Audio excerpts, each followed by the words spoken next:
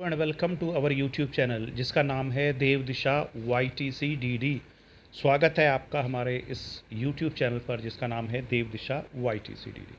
दोस्तों, आप लोगों का जो यूके SSC द्वारा आयोजित LT ग्रेड का एग्ज़ाम हो चुका है। बहुत सारे लोग उसके ख़िलाफ़ LT ग्रेड के जो एग्ज़ाम पेपर था उसके लिए कह रहे हैं कि आउट ऑफ सिलेबस था, आउट ऑफ कॉन्टेक्स्ट था, आउट ऑफ ये था, आउट ऑफ वो। लेकिन इसी का संदर्भ में लेते हुए हमने पिछले वीडियो में बताया था कि पेपर में कुछ भी ऐसा आउट ऑफ नहीं था। ये देखिए, एक कॉम्पिटिटिव एग्ज़ाम है और मैंने पहले भी बताया था कि कॉम्पिटिटिव एग्ज़ाम में आपको 10 क्वेश्चन नहीं दिए जाते कि 10 आपको दे दिए जाएं और आप याद कर लो, और या गाय पे निबंध लिखने के लिए आपको कह दें, और या पूछ लें कि गाय के कितनी पैर होते हैं। ये यहाँ नहीं है, ये एक प्रतियोगी परीक्षा है। कुछ लोगों ने हालांकि इसमें कमेंट किए हैं कि आप ही सर्वमान्य हैं, आप ही फलाने हैं, या इन सब चीज़ों का किसी पे कोई प्रभाव नहीं होता। नौकरी आपने ढूंढनी है, मुझे नहीं ढूंढनी है। मैं तो नौकरी करके बैठ गया। ये जो यूट्यूब पे वीडियो मैं डाल रहा हूँ ये अपने शौक़ के लिए डाल रहा हूँ। ना मैं आपसे ये कहता कि इसे सब्सक्राइब कर दीजिए, ना मैं आपसे कहता लाइक कर दीजिए, शेयर कर दीजिए। आपको देखना हो देखिए, नहीं देखना हो तो अनंत समुद्र है। यूट्यूब पे बहुत सारे वीडियो हैं LT ग्रेड के लिए, सुनिए उनकी बातें। मैंने ये देखा था कि जिस दिन LT का पेपर है 18 तारीख में, उससे एक दिन पहले एक यूट्यूबर आपको ज्ञान की बातें बता रहा था। भाई 17 तारीख जब आपको खूब सारा पढ़ना है, रिवाइज़ करना है, उस समय आपको वहाँ वो शुभकामनाएं दे रहे हैं और 4000 उसके ऊपर व्यूज़ आए पड़े। यानी 4000 लोग उसको देख रहे हैं सिर्फ इसी बात के लिए कि वो शुभकामनाएं दे रहे हैं। तो भाई आप जब यूट्यूब पे चिपके पड़े हो, क्रूशियल डे में, कत्ल की रात जब थी, तब आप यूट्यूब पे शुभकामनाएं ले रहे हो किसी से, तो आप क्या पेपर दोगे, क्या करोगे? तो अब ये मेरी बातें जो है पिछली बार भी बहुत लोगों को कड़वी लगी, पिछले वीडियो में भी। लेकिन मुझे आपसे क्या, मैं ना आपको जानता ना आप मुझे जानते, ना मुझे आपको जानना है ना आप मुझे जानने का प्रयास करिए। किसी ने कहा है आपकी क्वालिफ़िकेशन बताइए। भाई मैं क्यों बताऊं आपको क्वालिफ़िकेशन? मैं आपसे कुछ मांग रहा हूं क्या? आपसे कह रहा हूं कि मेरे से पढ़ लो, मुझे फ़ीस दे दो, या कर लो या नहीं कर लो। मैंने कुछ नहीं कहा। तो आप क्यों परेशान हो रहे हैं मेरी क्वालिफ़िकेशन जानने के लिए? और दूसरी बात है, क्या मेरे पढ़ाने से, पढ़ाने के स्टाइल से, नॉलेज से आपको नहीं लग रहा कि मैं कितना पढ़ा लिखा हूँ और कितना नहीं पढ़ा लिखा हूँ? भाई इस उससे बाहर आ जाओ। इन सब चीज़ों से मेरे को कोई फ़र्क नहीं पड़ रहा है, और ना ही मैं आज के बाद कमेंट के बारे में कोई चर्चा करूँगा। मुझे इनसे कोई मतलब नहीं होता। ये तो मैं शौक़ में कर रहा हूँ, यूट्यूब पे कुछ वीडियो डाल देता हूँ, क्योंकि माँ सरस्वती ने जो मुझे इतने बड़े ज्ञान के समुद्र में से जो 2-3 बूंदें मेरे झोली में डाली हैं, मेरे मस्तिष्क में दी हैं, तो उनको मैं फैला दूं। और शिक्षा जो होती है वो आपका बांटने से बढ़ती है। तो इसीलिए मैं डाल देता हूँ। मैं आपको कभी ये भी नहीं कहूँगा कि आप इसको सब्सक्राइब कर दीजिए, शेयर कर दीजिए, लाइक कर दीजिए। भाई करना हो कर दीजिए, नहीं करना हो तो आप अब दूसरे यूट्यूब को खोल लीजिए, वहाँ देखिए, मीठी मीठी बातें सुनिए कि पेपर बड़ा टफ था। पेपर, अरे भाई पेपर टफ था, आउट ऑफ सिलेबस था। यही बिंदु पर आज का वीडियो है। आपको मैं एक एक क्वेश्चन बता रहा हूँ कि कौन सा क्वेश्चन कहाँ से आया। ये सिलेबस है, आपको दिख रहा है। किसी ने कहा कि राधा कृष्णन आयोग सिलेबस में, भाई मुझे तो दिखा नहीं। आपने कहीं कोई और सिलेबस पढ़ लिया हो, या मैंने कोई गलत सिलेबस उठा लिया हो, ये भी हो सकता है। तो ये इसीलिए सिलेबस है। इससे आगे कहीं और सिलेबस हो तो मुझे पता नहीं। यहाँ पर आप देखोगे तो यूनिट 5 में 2-3 आप आयोग हैं। यहाँ पर अगर आप देखोगे, मुझे राधा कृष्णन आयोग तो कहीं दिखाई नहीं दिया। मुदलियार आयोग है, कोठारी कमीशन है, जस्टिस वर्मा कमीशन है, नेशनल नॉलेज कमीशन है। ये 4 कमीशन थे। इनमें से कहीं और राधा कृष्णन आयोग, जिसे विश्वविद्यालय आयोग कहते हैं, कहीं जो विश्वविद्यालय शिक्षा पर था, कहाँ है भाई? मुझे ज़रा देख के बताना। जिन्होंने कमेंट किया है वो ज़रा देख के बताओ। और अगर आपके पास कोई सिलेबस है जिसमें राधा कृष्णन आयोग दिया है तो कृपया करके ज़रूर हमें कमेंट सेक्शन में डाल दो, हमें भी पता लगे कि हमने कहीं गलत सिलेबस तो नहीं उठा लिया। तो भाई मेरे, आपको वीडियो देखना है तो आप ज़रूर देखो, जुड़े रहो चैनल के साथ। और नहीं देखना तो आपको कोई ज़बरदस्ती थोड़ी पकड़ के ला रहा है कि मेरा मेरा वीडियो देखिए मेरे। अब आपका ये देखिए, पहला क्वेश्चन मैंने इधर कह रखा है कि सर जॉन एडम कहा करते थे। एक ने यहाँ पर भी कोई टिप्पणी की है कि आपको पता नहीं, ये नहीं आता वो नहीं आता, लेकिन मुझे इससे इसका शिक्षा दर्शन का डायनामिक यानी गत्यात्मक पक्ष है ये है। और भाई ये क्वेश्चन आया है यूनिट 1 से, जिसमें एजुकेशन एंड फिलॉसफी पहली लाइन से ही क्वेश्चन आया है। शिक्षा और दर्शन शास्त्र पहली लाइन से ही यूनिट 1 से क्वेश्चन है। जो आउट ऑफ सिलेबस इसको कह रहे थे वो अब एक एक क्वेश्चन को देख लें कि कौन सी यूनिट से कौन सा क्वेश्चन आया। अगला परामर्श और निर्देशन, भाई यूनिट 2 में जाओ और यूनिट 2 में जाने के बाद आपको गाइडेंस एंड काउंसलिंग मिलेगी, वहाँ से ये क्वेश्चन आया, देख लीजिए आप। ये है यूनिट 2 और यहाँ पर आपका दे रखा है गाइडेंस एंड काउंसलिंग, ये देखिए, यानी निर्देशन और परामर्श अब आपको दिखाई दे रहा है। और गाइडेंस क्या होती है और परामर्श क्या होती है, तो किसी को भी इसका आंसर कोई भी निकाल सकता था। अब नहीं आया जिसको, तो उसके लिए कोई क्या कह सकता है। तो ये आपका यूनिट 2 से आंसर मैं पहले दे ही चुका हूँ, है ना। आज सिर्फ इसी बात पे है कि कौन सा प्रश्न किस यूनिट से आया। अगला, एक किसी सज्जन ने कमेंट किया है कि बताइए यूनिट 3 मतलब क्वेश्चन नंबर 3 कौन सी यूनिट से है। भाई ये RTE से क्वेश्चन है।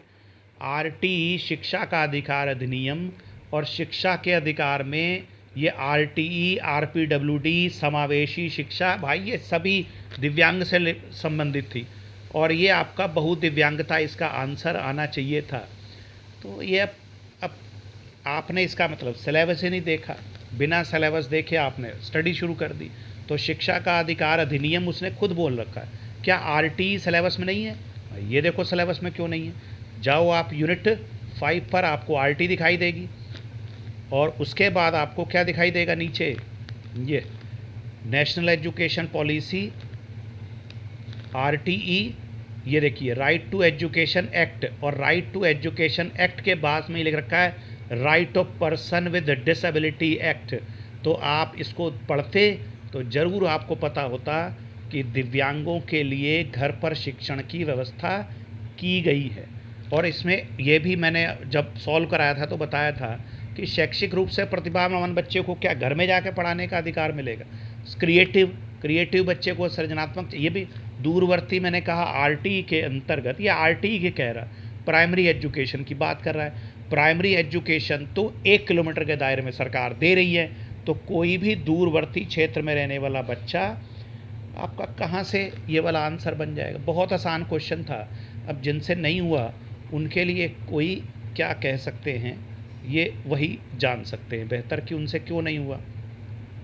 और फिर मेरे पे टिप्पणी करने से आपको कोई लाभ होता हो तो भाई ले लो उस लाभ को। मुझे कोई आपको अगर नौकरी मिलती हो तो मुझे गाली भी निकाल दो, ले लो नौकरी।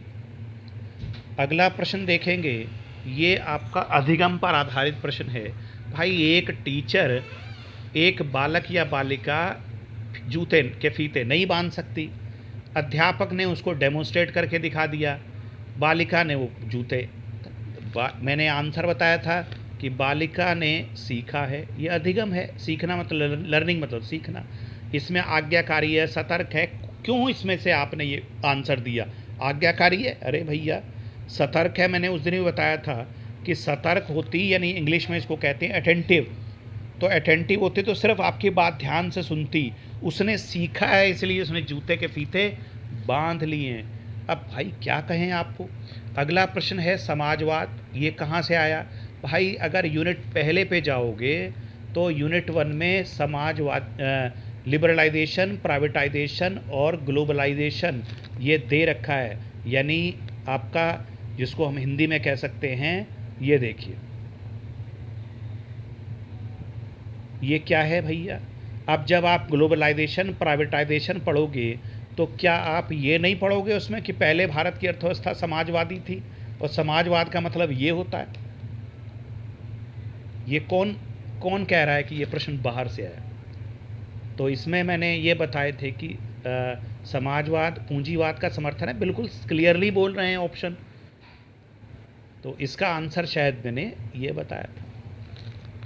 अगला प्रश्न है, किसी ने लिखा है कि दूसरे के यूट्यूब से, भाई हाँ हमने इतनी यूनिट्स के क्वेश्चन आंसर डाले हैं और हमें कहाँ कुछ आता है भाई। तो और हमने कहाँ कहा कि आप हमसे आके पढ़ लो, हमें कुछ हमारा यूट्यूब देख लो। मत देखो भाई, हमने तुम्हें कहा है क्या? हमें तो कुछ नहीं आता। अगला है जेंडर के बारे में। इस पे भी मैंने आपको पिछले वीडियो में डिस्कस किया था कि यहाँ पर आंसर ये वाला होने की संभावना लगभग पूरी है, 100% है। फिर भी आयोग का ही कथन सत्य माना जाएगा। और दूसरी बात, ये क्वेश्चन कहाँ से आया? यूनिट 4 पे जाओ, जेंडर स्टीरियोटाइप आपको लिखा दिखाई देगा। यूनिट 4 में जेंडर स्टीरियोटाइप, ये देखिए, जेंडर बायसनेस, जेंडर स्टीरियोटाइप। अब स्टीरियोटाइप क्या होता है ये भी समझ लो। जेंडर स्टीरियोटाइप का मतलब होता है कि कोई काम जो होता है वो किसी एक जेंडर के ऊपर थोप दिया जाता है। जैसे घर का रोटी बनानी है तो वो, भारत की बात कर रहे हैं, विदेशों में ऐसा शायद नहीं होता। अब आपका जो है जो खाना बनाना है, किनका काम है? महिलाओं का। पुरुषों का क्या काम है? बाहर जाके पैसा कमा के लाना। तो ये जेंडर स्टीरियोटाइप है, ये अब टूट रहा है। अब समाज में ये धारणा जो जेंडर आधारित धारणा थी, और जेंडर, मैं फिर कह रहा हूँ, जेंडर एक सामाजिक संरचना होती है, जेंडर एक जैविक संरचना नहीं होती। लिंग जो सेक्स होता है, मेल और फीमेल, एक्स और एक्स ये फीमेल के लिए बोलते हैं, और एक्स और वाई ये मेल के लिए बोलते हैं। ये जो होता है ये सेक्स होता है, लिंग होता है। अगर ये जेंडर ना दिया होता तब तो ये आंसर यहाँ सही होता। इधर जो इंग्लिश में दे रखा है उसमें जेंडर दे रखा था, तो जेंडर एक सामाजिक संरचना है जबकि सेक्स एक बायोलॉजिकल संरचना है।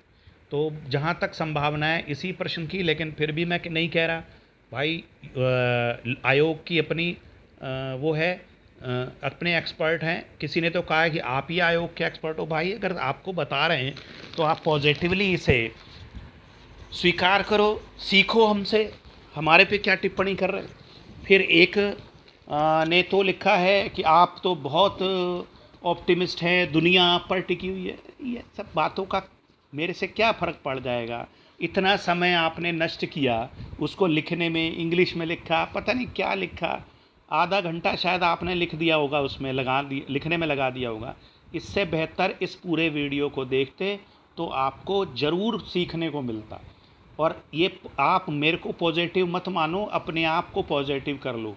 आप निगेटिव हुए पड़े हो सब लोग, तो उसको पॉजिटिव, आपको लग रहा है कि कोई यही बातें कहता रहे कि पेपर बहुत टफ है, पेपर बहुत टफ है, इससे आपका अहम की तुष्टि तो हो जाएगी, लेकिन आपको नौकरी मिलेगी क्या?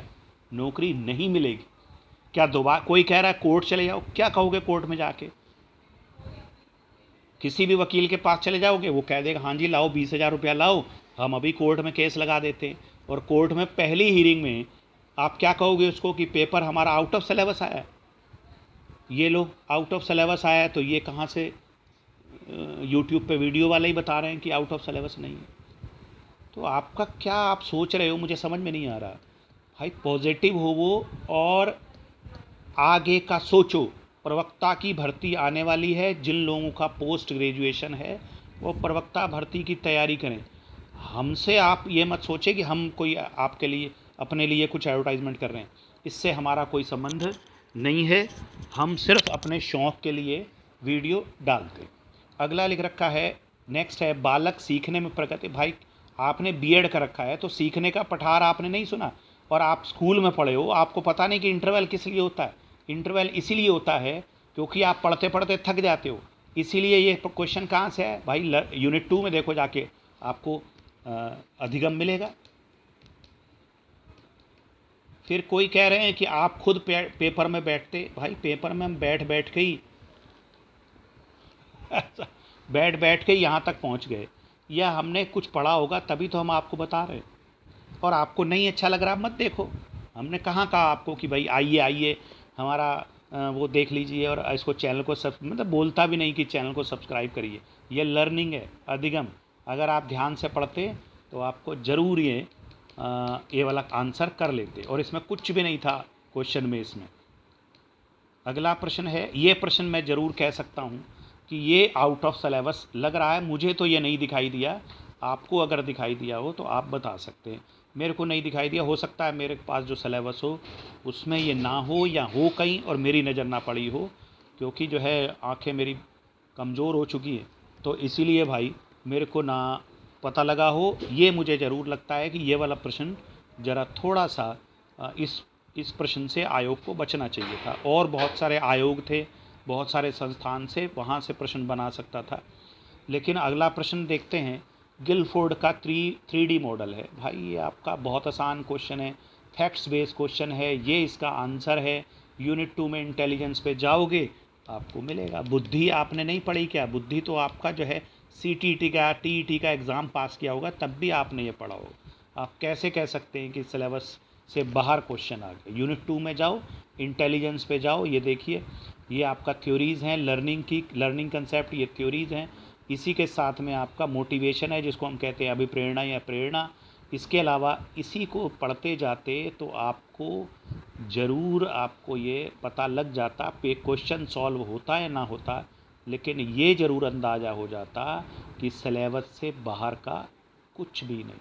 इंटेलिजेंस, बुद्धि।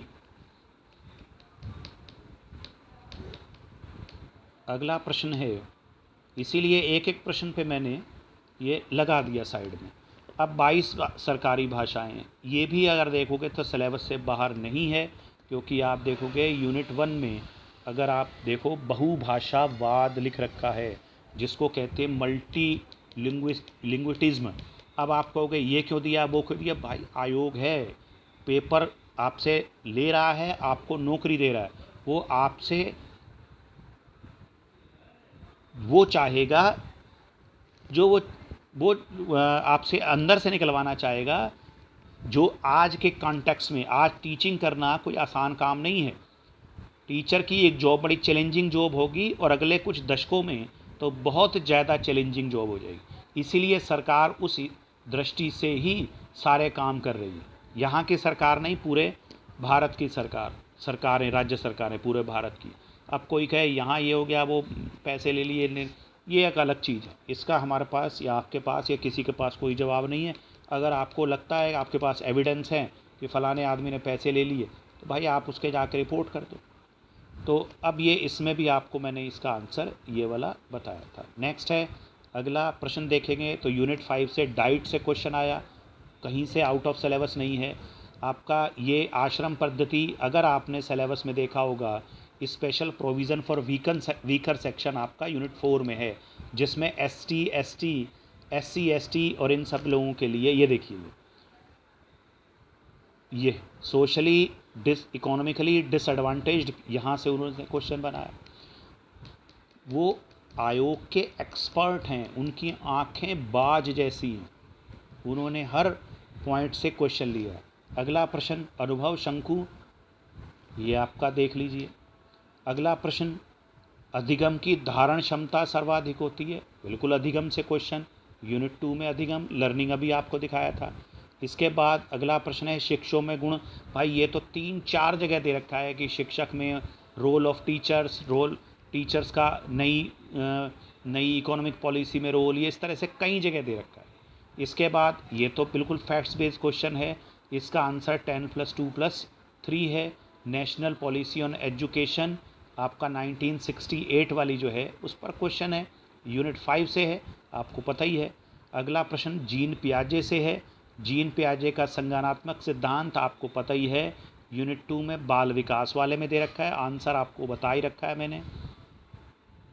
इसके बाद नेक्स्ट ये RPWD क्वेश्चन आया है। RPWD यानी right to person with disability, दिव्यांग जन अधिकारिता अधिनियम।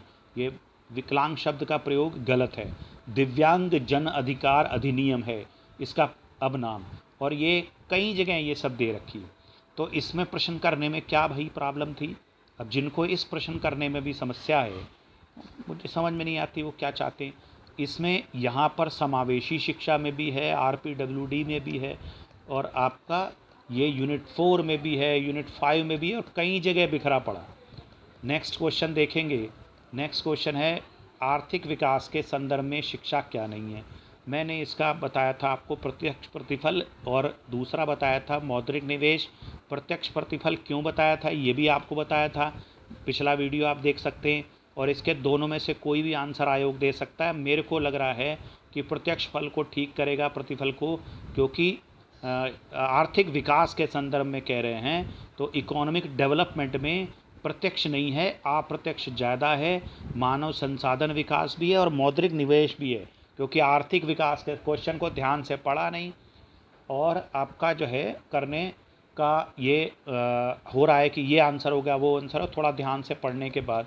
फिर भी भाई हम इसमें ये दावा नहीं करते कि हम बहुत बड़े विद्वान हैं, और यहाँ से आपका ये जो आंसर हम कह रहे हैं 100% वो होगा। जो आयोग कहेगा वही अंतिम सत्य माना जाएगा।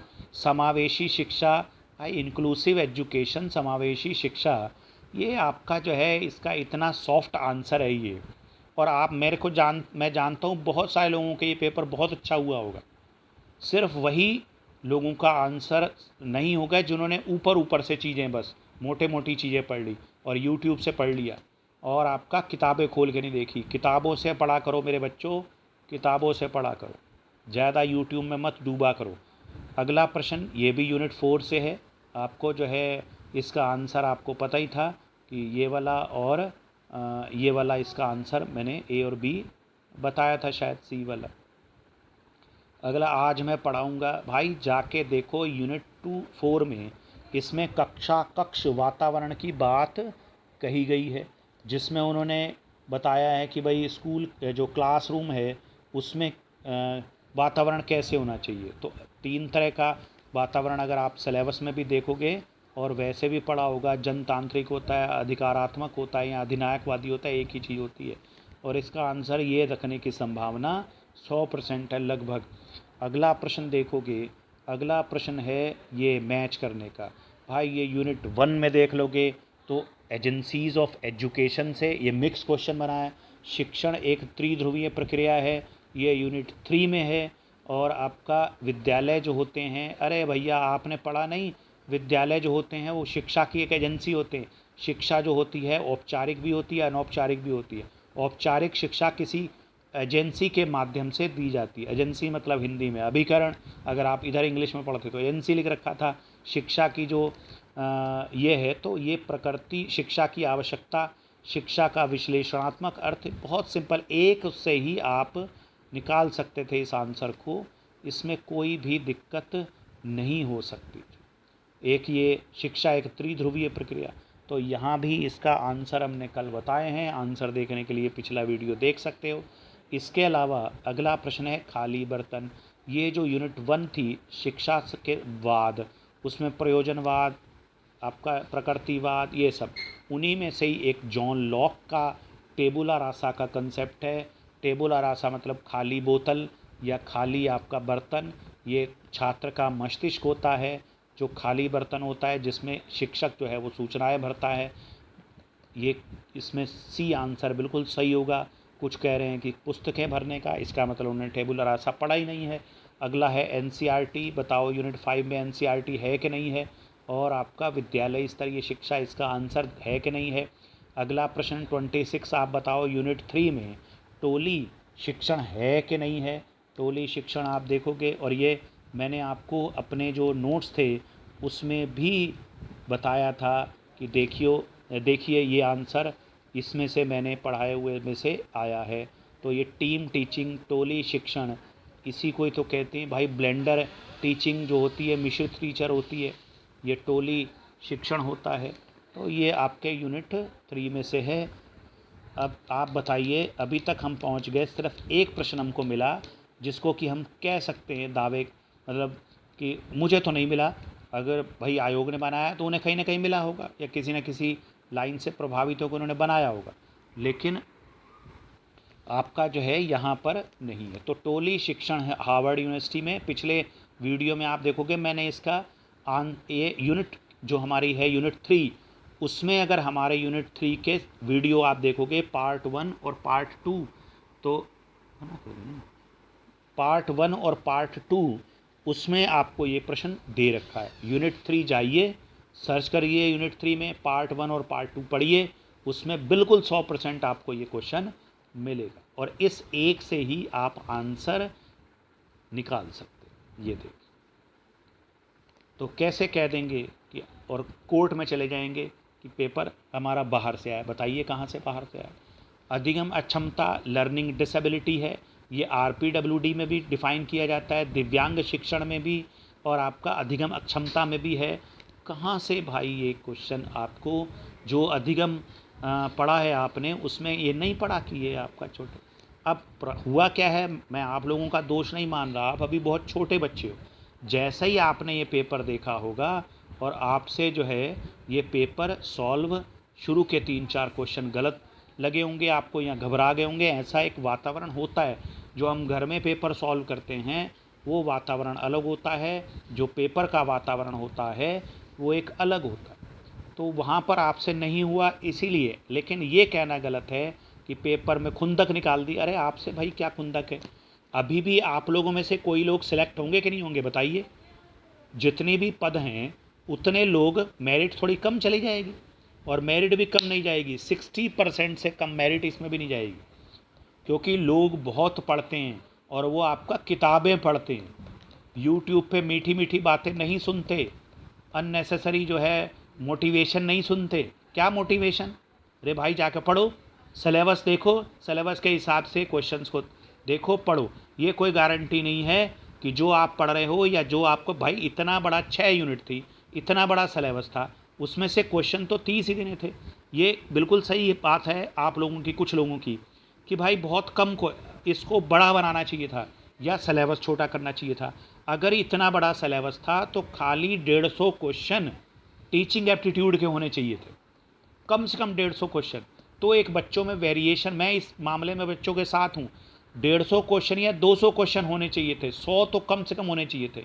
तो इतने बड़े सिलेबस में आपको 100 क्वेश्चन आते, आप उनमें से कुछ सॉल्व करते, आपको अच्छा फील होता, और उसके बाद कुछ नहीं सॉल्व कर पाते, मेरिट फिर भी बन जाती, आयोग को तो मेरिट ही बने। अब आप बताइए, कुल जमा 30 क्वेश्चन दे दिए इसमें, ये ज़रूर थोड़ा सा एक चुभने वाली बात है। लेकिन ये कहना कि पेपर आउट ऑफ सिलेबस था या कोर्ट जाने, ये अलग सी बातें हैं, इनसे इनका कोई अस्तित्व नहीं है। और आपका एक मुंह बना के बैठ जाना, कई लोग ऐसे मुंह बना के आ जा रहे हैं यूट्यूब पे कि भाई पेपर बड़ा टफ आया। कहाँ से टफ आया यार? और ये आप देखिएगा जब रिजल्ट आएगा 60% मेरिट जाएगी। टीचिंग एप्टीट्यूड में कम से कम 20 क्वेश्चन तो हर बच्चे ने कर लिए होंगे, जो पढ़ने वाला बच्चा हो। अगला है ये शैक्षिक नेतृत्व। इसका आंसर मैंने बताया था कि ये शैक्षिक प्रबंधन हो सकता है, और कुछ लोग इसको सही कर सकते हैं इसको मान के, लेकिन 100% लगभग 90% तो मैं श्योर हूँ कि इसका आंसर ही आएगा। शैक्षिक मैनेजमेंट में बहुत सारा एक ब्रॉडर कंसेप्ट आ जाता है, और ये स्कूल एडमिनिस्ट्रेशन से यूनिट 5 से क्वेश्चन लिया गया है। अगर आपको यकीन नहीं मेरी बात पे, सिलेबस मैंने इसीलिए साथ में दिया है, आप सिलेबस को, और रोका भी है मैंने। तो बताइए 30 क्वेश्चंस में आपको कहाँ से आउट ऑफ सिलेबस दिखाई दिया? और रेड मार दी पेपर ने, लोकसभा यूके ट्रिपल एससी ने दुश्मनी निकाली है, यूके ट्रिपल एससी ने ये कर। और अगर आपको यूके ट्रिपल एससी या किसी भी आयोग पर की वैधता पर भरोसा नहीं है, तो फिर आप क्यों पेपर देने जा रहे हैं? भरोसा तो रखना पड़ेगा। वहाँ क्या हो रहा है हम आप नहीं जानते, लेकिन बिना विश्वास के, बिना आप किसी संस्था पर विश्वास रखे, उस पर कैसे आप फिर पेपर देने जा रहे हो? कैसे आप जो है एग्ज़ाम में ये स्कूल एडमिनिस्ट्रेशन कैसे आप एग्ज़ाम में बैठ रहे हो? फिर एग्ज़ाम में क्यों बैठने का क्या मतलब होता है? कुछ नहीं। तो भाई मेरे, अपने पर विश्वास रखिए। प्यारे बच्चों, ध्यान से मेरी बात सुनो, अपने पर यकीन करो। सिलेबस कोई भी हो, किसी भी विषय का हो, उसको पढ़ो पहले, सिलेबस को रटो पहले, हिंदी में भी और इंग्लिश में भी, और फिर उस सिलेबस के आधार पर नोट्स बनाओ। अगर नोट्स नहीं बना पा रहे हो, समय जैसे इस LT में कम था, तो कोई बुक जो लो, उसमें से 2-3 बुक लो, कम से कम 3 बुक तो एटलीस्ट लो, और उसके बाद आप पढ़ना शुरू करो। फिर आप जो है आसपास की जो हमारी गतिविधियां हैं उन पर भी नज़र डालो। जैसे इसमें एक क्वेश्चन रह गया था, वो शायद आगे निकल गया। प्रशस्त, प्रशस्त आपका एक ऐप है, तो ये ऐप की ट्रेनिंग भी विद्यालयों में कराई गई थी टीचर्स को, लेकिन कुछ तकनीकी त्रुटि आ गई थी तो प्रशस्त ऐप फिर बंद कर दिया गया था। लेकिन वहाँ से उन्होंने क्वेश्चन लिया है। भाई अब इसमें क्या कर लोगे, ये प्रशस्त ऐप। तो प्रशस्त ऐप आपका किन के लिए है? दिव्यांगों के लिए। ये इन्होंने एक तरह से आप मान सकते हो सिलेबस तो है ये, भाई RPWD है तो उसमें आपको पढ़ना है ये, लेकिन ये नज़र किसी की नहीं गई, कोई भी ने, बहुत कम लोगों ने पढ़ा होगा, क्योंकि ये प्रशस्त जो है ये विद्यालयों में इस प्रशस्त ऐप को सभी टीचर्स के मोबाइल में डाउनलोड कराया गया था और ट्रेनिंग कराने की बात की गई थी। तो ये हो सकता है बहुत कम लोगों ने किया हो या नहीं किया हो।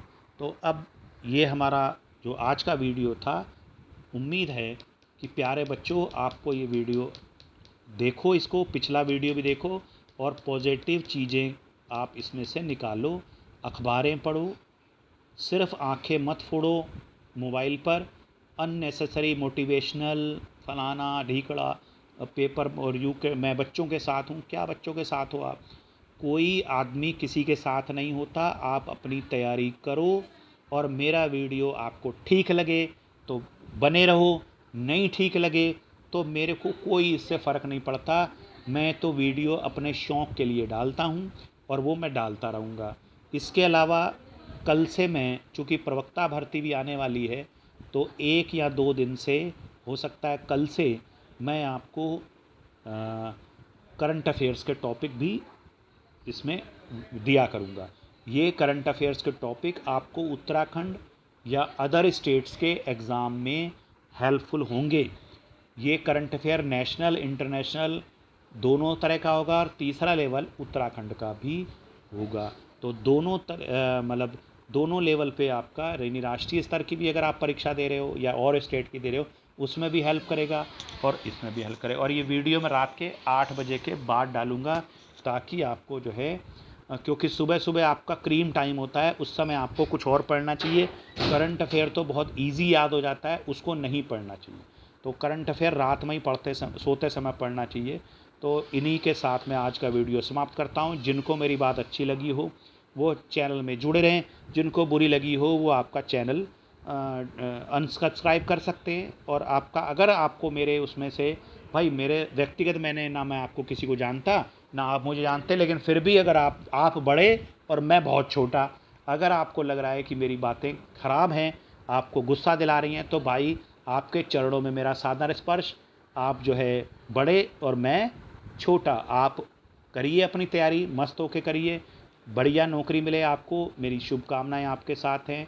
धन्यवाद। जुड़े रहिए, जिनको जुड़ा रहना है वो जुड़े रहिए, जिनको जाना है वो जा सकते हैं हमारे इस YouTube चैनल के साथ, जिसका नाम है देव दिशा YTCDD। धन्यवाद।